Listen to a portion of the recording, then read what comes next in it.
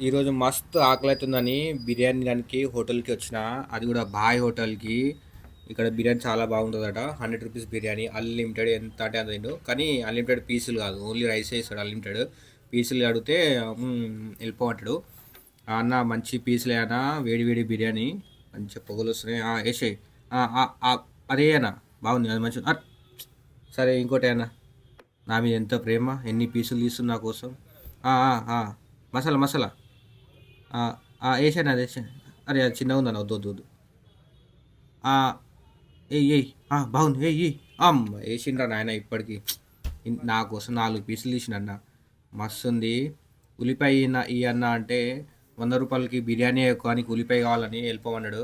సరేలే అని నేను అనుకుంటామని వచ్చేసిన. ఇగో చూడండి, ఒక్కనే వచ్చిన పెన్గిన్ లాగా.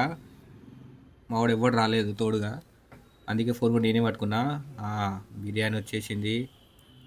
ఉల్లిపాయలు మాత్రం ఇవ్వలేడు, పీస్ కూడా చాలా పెద్దనే ఉంది. ఇక తింటున్నా చూడండి. కలుపు కలుపు. ఒక పీస్ తీసుకొని